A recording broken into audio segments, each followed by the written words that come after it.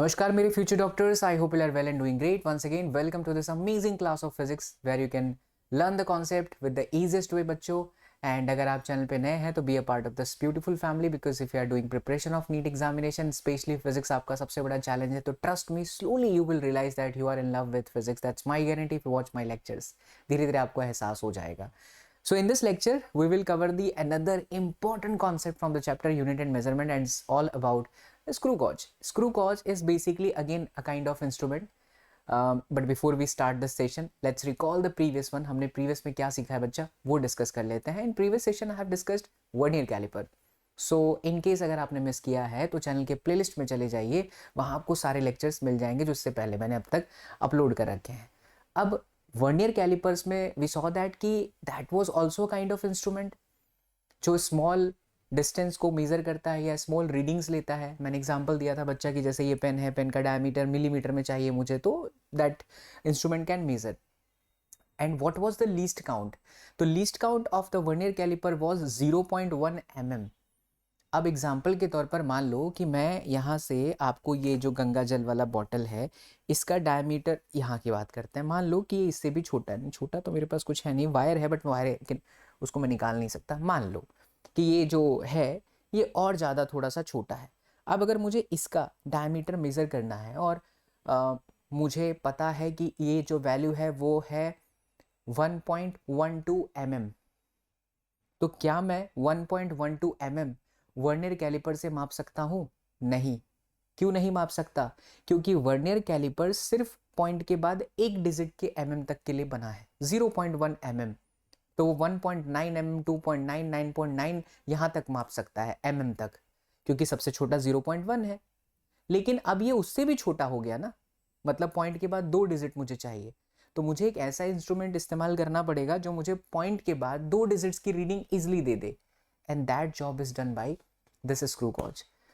इसके जो क्वेश्चन होते हैं बच्चा, वो नीट एग्जाम और जे एग्जाम दोनों में भर भर के आते हैं. जे में मल्टीपल शिफ्ट होते हैं, तो हर साल एक क्वेश्चन एक शिफ्ट में बच्चों के पास चला जाता ही है.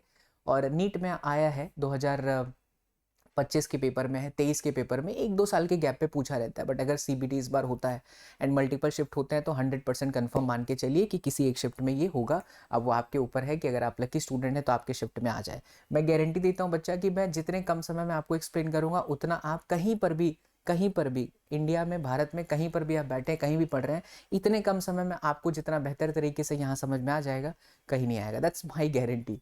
चलो, तो इतने चीज़ें जो है हम कवर करेंगे. First of all will discuss about the introduction, parts, इसमें क्या क्या होता है, लीस्ट काउंट क्या होता है, रीडिंग क्या है, एरर क्या है, एंड लास्ट में मैं आपको इसके क्वेश्चंस भी बताऊंगा कि कैसे क्वेश्चंस बनते हैं. Okay, so first of all देखिए ये किस तरीके का दिखता है. कुछ ये इस तरीके का दिखाई देता है. वर्नियर कैलिपर में भी स्केल था, इसमें भी स्केल होते हैं. तो ये जो मेन हिस्सा है वो ये वाला हिस्सा है बच्चों. जो मेन हिस्सा है वो ये वाला हिस्सा है. इसको हम लोग सर्कुलर स्केल बोलते हैं. ये वाला जो हिस्सा, इसे जूम करके दिखाया गया है, ये सर्कुलर स्केल है. और एक यहाँ पर भी स्केल लगी हुई है जो मेन स्केल है. ठीक है, ये मेन स्केल है और ये कुछ इस तरीके का शेप रहता है, क्योंकि ये ना रहे तो फिर ऑब्जेक्ट फंसेगा कहाँ.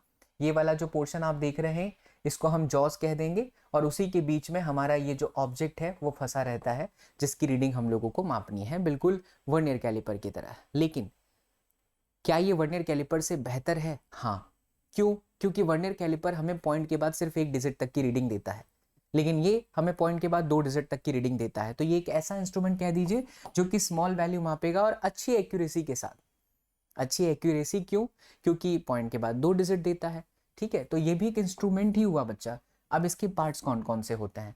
तो जनरली इन वर्नियर कैलिपर हमने कहा था कि इसके 3 पार्ट्स हैं, मेन स्केल, वर्नियर स्केल जो खिसकता है, और एक था आपका जॉस. तो इसमें भी देखिए मेन स्केल तो है ही, जॉस तो है ही, लेकिन वहां पर वर्नियर कैलिपर में वर्नियर स्केल था, यहाँ बेटा सर्कुलर स्केल. और सर्कुलर स्केल मूव करेगा. ये सर्कुलर स्केल जो है ना, ये वाला हिस्सा, जो ये वाला हिस्सा आप देख रहे हैं, ये ऐसे लीनियरली वैरी करेगा. क्यों ये वैरी करेगा? क्योंकि यहाँ पर एक रचेट स्क्रू नाम की एक चीज है जिसको ऐसे रोटेट कराया जाता है. जब आप इसको रोटेट कराते हैं तो ये जो हिस्सा है ऐसे लीनियरली मूव करता है. तो जब आप इसे रोटेट कराएंगे लीनियरली मूव करेगा. जब लीनियरली मूव करेगा तो सर्कुलर स्केल मूविंग हो गया, लेकिन ये वाला जो हिस्सा है वो फिक्स है. तो इसका प्रिंसिपल क्या हुआ काम करने का? बड़ा सिंपल है. प्रिंसिपल ये हुआ कि जब आपने इसको घुमाया तो लीनियरली चूड़ी जो है आगे गई. चूड़ी मतलब जो पैटर्न है इसका, जो टर्न्स है, तो जब आप इसको घुमाओगे तो ये आगे, देखिए जैसे मेरे हाथ को देखिए, अगर मैं एक जगह पे फिक्स हूँ तो मैं घूम रहा हूँ तो मैं आगे नहीं गया, लेकिन अगर मान लो कि मैं आगे जा सकता हूँ तो मैं घुमा तो देखो मैं आगे जा रहा हूँ, तो मेरे एक टर्न्स पे ये कितना घूमा, तो वो डिस्टेंस कवर हुआ। उस डिस्टेंस से हमें आइडिया लग जाएगा कि यहाँ पर जो ऑब्जेक्ट है उसको मापने के लिए ये कितना घूमा। यही जो प्रिंसिपल का इस्तेमाल होता है उसी का नाम पड़ता है आगे, अभी आप देखेंगे, PITCH, यानी कि पिच। क्लास 12th में अब आप पढ़ेंगे जब magnetic effect of electric current, जब मैं आपको पढ़ाऊंगा तो वहाँ पर भी ये कॉन्सेप्ट रहता है बच्चों। ठीक है, चलो बहुत बढ़िया। अब आते हैं, अब हम सीखते हैं बच्चों कि लीस्ट काउंट इसका क्या होता है। तो जैसा कि हम लोग प्रीवियस क्लास में भी देखे थे, आज अगर आप पहली बार देख रहे हैं तो फिर से समझिए। लीस्ट काउंट का मतलब होता है सबसे छोटा से छोटा minimum value that is measured by the given instrument. कोई इंस्ट्रूमेंट जो सबसे छोटी वैल्यू जो मापता है उसी को हम लीस्ट काउंट कहते हैं। 0.1 mm स्टैंडर्ड प्रैक्टिकल वैल्यू है वर्नियर कैलिपर का, एंड स्क्रू गॉज का जो प्रैक्टिकल है वो है practical value 0.01 mm। All right, अब इसका फॉर्मूला देखिए लीस्ट काउंट का कैसे निकाला जाता है। तो लीस्ट काउंट का जो फॉर्मूला है बच्चों वो है main scale division divided by capital N into small n। Competitive exam की तैयारी करने वाले बच्चे कभी भी किसी भी फॉर्मूले को ऐसे डायरेक्टली ना पढ़ा करें। जब भी आप कोई भी फॉर्मूला पढ़ते हो या लिखते हो बच्चा, तो उसके अंदर जितने भी वेरिएबल है मेरे प्यारे बच्चों, उन सभी वेरिएबल्स का मतलब आप जरूर लिखें। जैसे MSD क्या है, तो मेन स्केल में डिविजन्स, मेन स्केल के डिविजन्स। कैपिटल N क्या है, total number of circular scale division, और छोटा n क्या है, तो नंबर ऑफ रोटेशन। आपने चूड़ी को रचेट स्क्रू को कितने बार घुमाया ऑब्जेक्ट को फंसाने के लिए। जैसे यहाँ जो ऑब्जेक्ट है इसको फंसाने के लिए हमको इसको घुमाना पड़ेगा, ये छोटा होगा तो ज़्यादा घुमाओ, ऐसे है तो फिर कम घुमाओ, इधर चला जाएगा, तो लीनियरली वेरी करेगा। तो स्मॉल n क्या है बच्चों, number of rotation. Capital N क्या है बेटा, total number of divisions on the circular scale. And what about that is MSD, तो मेन स्केल डिवीजन, मतलब मेन स्केल के एक डिवीजन की वैल्यू क्या है। इतनी बातें समझ में आ गई। अच्छा चलिए, अब यहीं पर देखिए मैंने एक और चीज लिखा है, PITCH, पिच। पिच का मतलब हुआ जब हमने इसको ऐसे टर्न दिया तो ये लीनियरली कितना वेरी किया, एक रोटेशन में जितना चलता है उसी को हम पिच कहते हैं। ठीक है, अब जरा हम इसकी वैल्यू वास्तविकता में 0.01 निकाल के चेक करते हैं कि कितना ये होता है। वैसे स्टैंडर्ड आप इस डायग्राम में ध्यान से देखो तो आपको पता चलेगा कि ये जो सर्कुलर स्केल है इसमें कुल नंबर ऑफ डिविजन्स है 45 दिख रहा है, ये 0 दिख रहा है, ये 5 दिख रहा है, मतलब ऊपर जाने पर हम 0 1 2 3 4 5 6 ऐसे पीछे गया, 7 8 9 10 11 12 13 14 15 16 ऐसे जाते जाते 45, तो 6 7 8 9 और फिर ये 50। मतलब इसके अंदर कैपिटल N कितना हुआ, इसके अंदर कैपिटल N है 50। प्रैक्टिकली ये देखा गया, कि फॉर वन रोटेशन, एक बार जब आपने इसको घुमाया बच्चों, फॉर वन रोटेशन जो मेन स्केल डिवीजन था वो हाफ mm खिसका। कितना खिसका, आधा mm खिसका। कैसे, जैसे ये 1 है, ये 2 है तो ये बेटा 1.5 हुआ, ये 2 है, ये 3 है तो ये 2.5 हुआ, ये 3 है तो ये 3.5 हुआ। जब हमने इसको एक चूड़ी आगे घुमाया तो ये इतना ही खिसका। ये जो छोटा सा गैप वो चला, वो गैप हाफ mm है। वो गैप कितना है, हाफ mm है, हाफ mm। ओके, तो अब हमारा जो लीस्ट काउंट होगा वो कितना होगा, तो मेन स्केल डिवीजन, तो मेन स्केल डिवीजन आपका है 1 mm। भैया कैसे आप कह रहे हो कि मेन स्केल डिवीजन 1 mm है, जनरली जो मेन स्केल का यहाँ पर फिक्स रीडिंग होता है वो मिलीमीटर में होता है।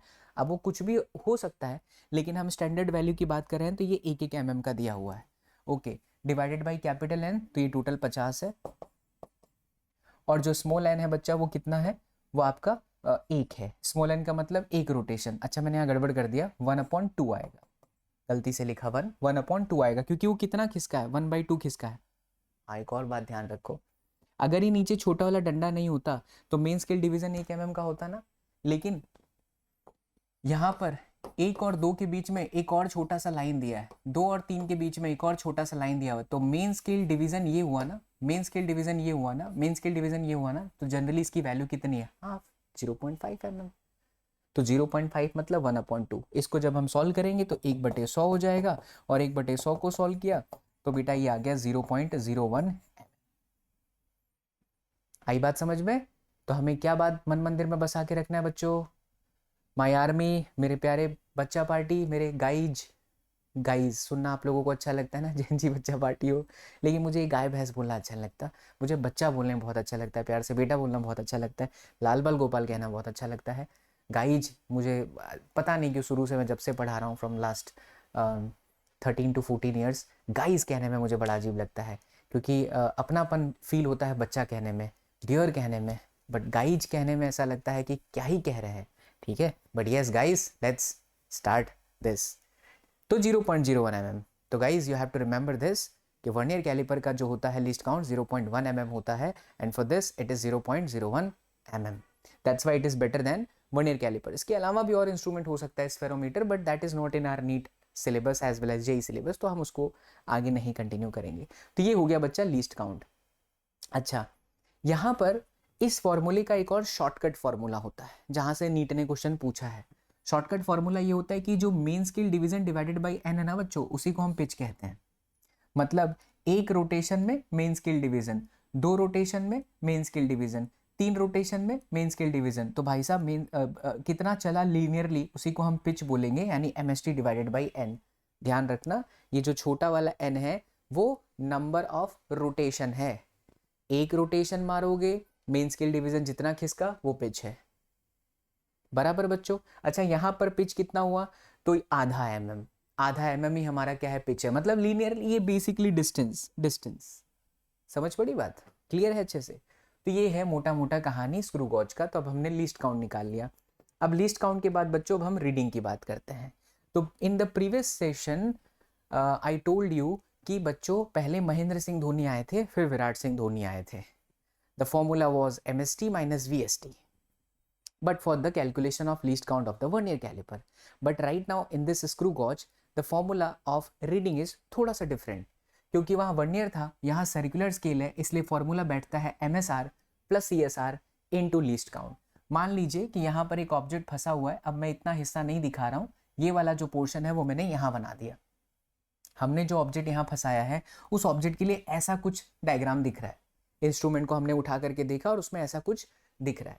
ठीक है सर, तो यहां पर ये जो MSR है इसके लिए हमें क्या देखना है, ऑब्जर्व लेफ्ट ऑफ बाउंड्री। ये कोई भी किताब में आपको ऐसे शब्द नहीं मिलेंगे बच्चों, but because of this you will be in love with physics, that's my guarantee. अगर आप मुझे ध्यान से सुनोगे तो आपको मोहब्बत हो जाएगी भाई साहब। तो observe left of the boundary, तो इस बाउंड्री के लेफ्ट में आप देखिए, इस बाउंड्री के लेफ्ट में आप देखिए कौन सा डंडा है, ये वाला डंडा। Is it 6? No. If this is 5, this is 5.6, this is 6, so this would be 6.5। तो हमारा मेन स्केल रीडिंग 6.5 हो जाएगा। अच्छा, CSR याद करो बच्चों, VSR क्या होता था, तो वर्नियर स्केल रीडिंग में वी वेर चेकिंग कि which line of vernier scale is coinciding with the main scale, here also in the same situation, but you have to observe circular scale का कौन सा line reference line के साथ match कर रहा है। ये जो लाइन है, ये वाला लाइन, इसको हम रेफरेंस लाइन बोलेंगे।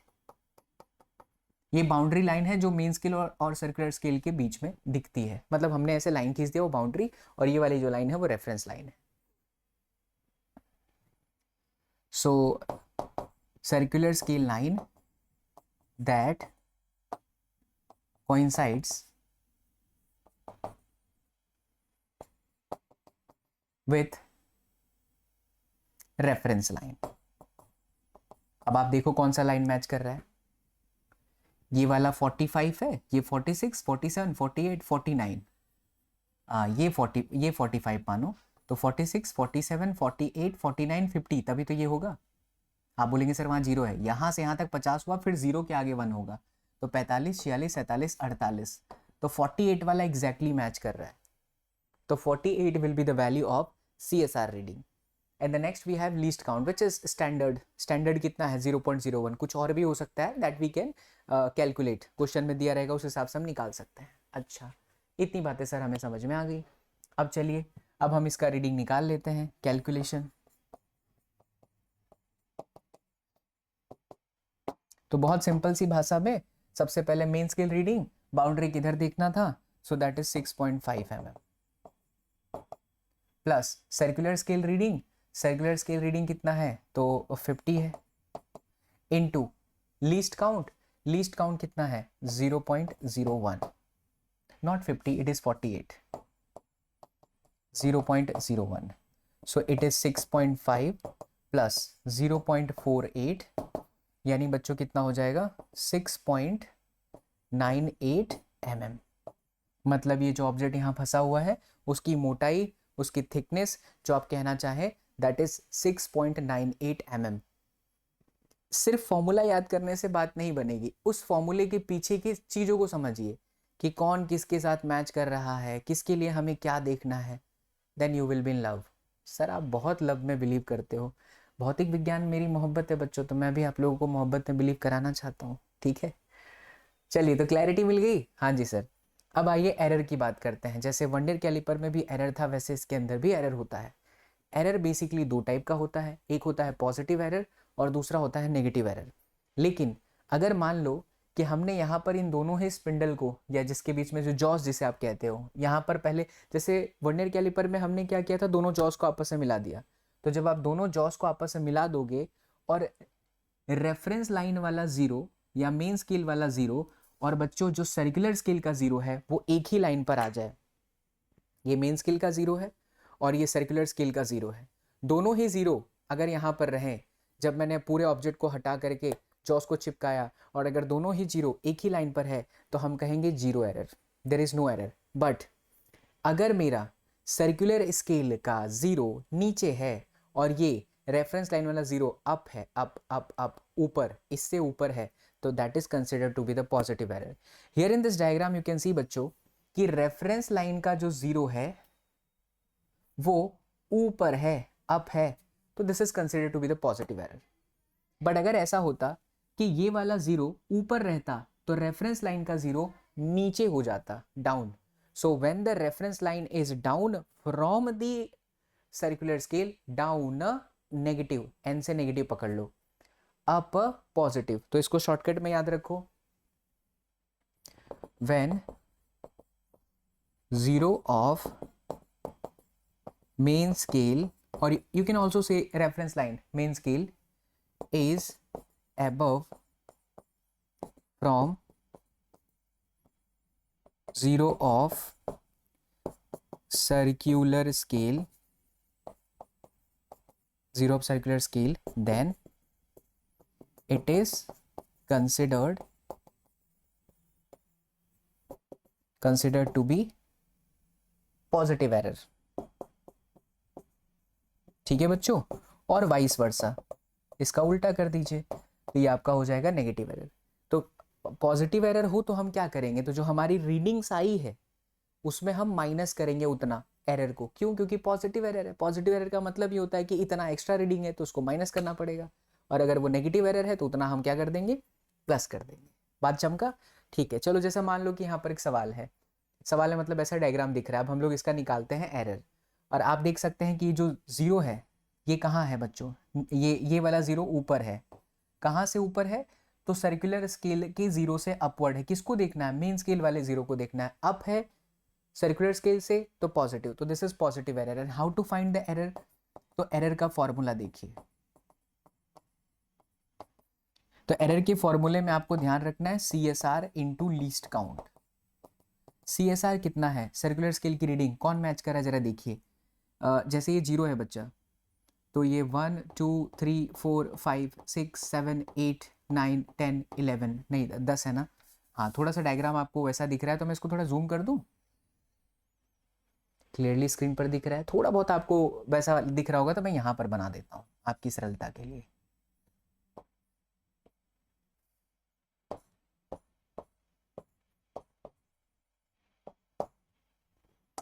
चलिए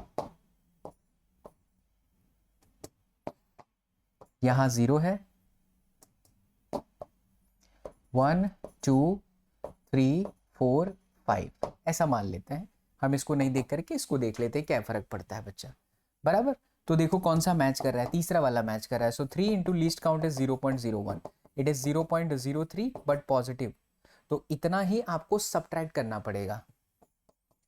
this amount should be subtract from practical reading, जो हमने प्रैक्टिकल रीडिंग निकाली पहले वाली, मान लिया था, उसमें से हमको इतना बच्चों क्या करना होगा, माइनस करना होगा।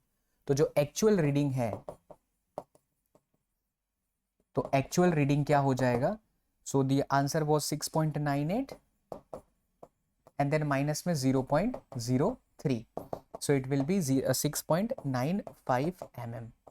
अब यही अगर बेटा ऐसा होता, ये ऊपर चला जाता, तो भी आप सेम रूल लगाते, खाली वो माइनस होता और उसे आप प्लस कर देते, तो वो नेगेटिव एरर हो जाएगा, एग्जाम में फंस सकता है, बने हुए हैं इसके क्वेश्चन। तो हमें दोनों ही इंस्ट्रूमेंट को ध्यान से याद रखना है, डायग्राम वाइज भी याद रखना है, क्योंकि प्रैक्टिकल भी आप लोगों का होगा, जो बच्चे बोर्ड की परीक्षा की तैयारी भी पैरेलल में करते हैं।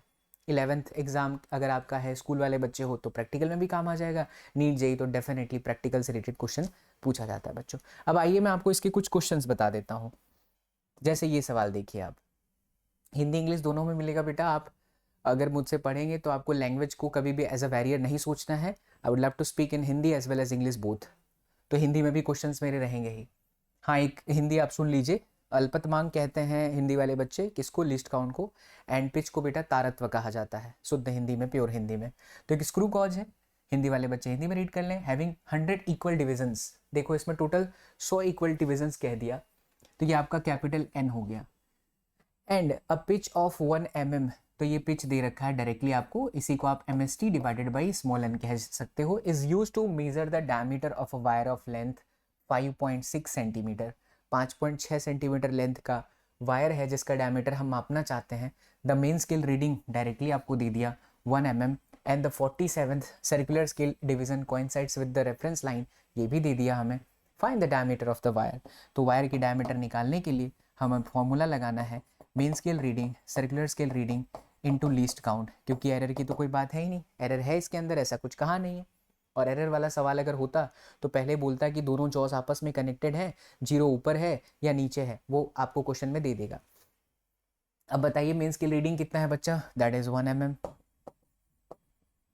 सर्कुलर स्केल रीडिंग कौन सी है, तो 47। लीस्ट काउंट क्या होता है, तो लीस्ट काउंट आपका होता है पिच, पिच आपका 1 mm दे रखा है, डिवाइडेड बाई कैपिटल एन, और कैपिटल एन कितना है बच्चा, वैसे आप ऐसा होता है देखो, इसका जो फॉर्मूला है वो है MST divided by capital n into small n, confuse ना हो। 100 इक्वल डिवीजन है, that is capital n, and pitch of 1 mm, तो ये पूरा MST 1 mm है, MST डिवाइड बाई 1, तो 1 mm डिवाइडेड बाई 100, यानी ये हो गया 1 mm प्लस 0.47 mm, यानी बच्चों ये आंसर आ गया 1.47 mm।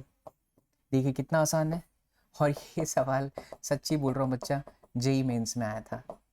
आप अगर हमारे लेक्चर्स देखेंगे तो जेई मेंस वाले बच्चे हैं तो भी आपको आनंद की अनुभूति होगी, and if you are student of NEET, तो चैनल का नाम ही मैंने रखा है SSP Vidyapeeth NEET. Got the point? Okay, let's switch to the next question. Diagram based सवाल है, आपसे क्या कहता है बच्चों, in a complete rotation the spindle of screw gauge advances, spindle मतलब जो ये वाला हिस्सा था ना, उसी को हम स्पिंडल कहते हैं, मेन स्केल वाला हिस्सा, वो कितना आगे गया, एडवांसेस मतलब कितना आगे गया, कितना खिसका, 0.5 mm। There are 50 divisions on the circular scale, पकड़ो बात को, capital n, save your time, छोटा छोटा लाइन में क्वेश्चन को पढ़ने का और फिर उसके ऊपर उसका डेटा तुरंत लिख देने का, जब भी आप ये कॉम्पिटेटिव एग्जाम की तैयारी कर रहे हैं तो ये कैपिटल एन मुझे मिल गया। The main scale is graduated in 0.5 mm divisions, तो मेन स्केल 0.5 mm डिविजन्स में टूटा हुआ है। Read the screw gauge shown in the figure, अब हमें इसको रीड करना है, तो चलिए फॉर्मूला लगाइए, main scale reading circular scale reading into बच्चों लीस्ट काउंट। मैं इसका करता हूं, इसका आंसर आप लोग मुझे कमेंट में करके दोगे। So if you are watching my video from your heart, make sure that you are going for a comment of this question. चल बेटा, मेन स्केल रीडिंग कितना, तो मैंने कहा था मेन स्केल के लिए क्या देखना होता है, लाइन ऑफ बाउंड्री के लेफ्ट साइड। यू कैन सी यहाँ पर ये 1 है, ये 0.5 है, ये 5 है, ये 6 है, तो ये 6.5 है, it is 6.5, correct, 6.5, 6.5 plus circular scale में कौन मैच कर रहा है, ये 10 है, 11, 12, 13, 14, number 14 is matching into least count. अब लीस्ट काउंट कैसे निकालें, तो ये लीस्ट काउंट जो है बच्चा, कि इन अ कंप्लीट रोटेशन, एक कंप्लीट रोटेशन देने पे spindle of screw gauge advances by 0.5 mm। तो देखो स्टैंडर्ड हो गया, ये स्टैंडर्ड हो गया मतलब क्या, एक कंप्लीट रोटेशन हमने दिया, ये 0.5 खिसका यानी आधा mm खिसका, और टोटल नंबर ऑफ डिविजन्स कितने हैं 50। तो ये पूरा वही वाला वैल्यू हो गया जो स्टैंडर्ड वैल्यू है 0.01। तो यहाँ पर आया 0.01, तो कुल मिला के 0.14, 6.5 प्लस 0.14, परफेक्टली फाइन। तो ये बेटा कितना हो जाएगा, it will B 6.64 mm, 6.64 mm। Option में मिस्टेक है ये, हाँ मैंने बैचेस में कराया था उसमें मिस्टेक है, हो सकता है इसका सही हो। इसका आंसर आप लोग कमेंट कर दीजिए, ठीक है। करेक्ट आंसर आएगा 6.64 mm। और आइए बच्चों और क्वेश्चन करते हैं इसका। देखिए नीट यूजी 2021 का ही क्वेश्चन है। क्या कहते हैं यहाँ पे, screw gauge gives the following readings when used to measure the diameter of a wire. Main scale reading आप लोगों को दे रखा है 0 mm, तो तुरंत हमें पता चल गया main scale reading, circular scale reading into least count and then plus minus में error. If there is no error no need to छेडिंग दिस, उसको हमें छेड़ना नहीं है। तो ये है बच्चा 0 mm। सर्कुलर स्केल की रीडिंग मतलब 52 डिविजन्स मैच कर रहा है। लीस्ट काउंट हमें दे रखा है क्या, नहीं। तो अब लीस्ट काउंट के लिए क्या दिमाग लगाएं, गिवन दैट दिया गया है कि 1 mm on the main scale correspond to 100 divisions. अगर 1 mm 100 डिविजन्स के रेस्पेक्ट में है तो लीस्ट काउंट का मतलब समझिए अच्छे से बच्चा। तो मेन स्केल डिवीजन में 1 mm जो है वो 100 डिविजन्स के बराबर है। कुछ ना दिया हो तो ये एक रोटेशन मानोगे, तो ज़्यादातर ये प्रैक्टिकल वैल्यू वाले लीस्ट काउंट ही होते हैं। अगेन इट इज 0.01 mm, तो यहाँ पे हमने कर दिया 0.01, तो ये आ गया 0.052। अब आगे क्या कहता है बच्चों, 0.052 ये mm में है, 0.52 सॉरी इट इज 0.52 mm, और 1 mm बराबर कितना होता है 1/10 सेंटीमीटर।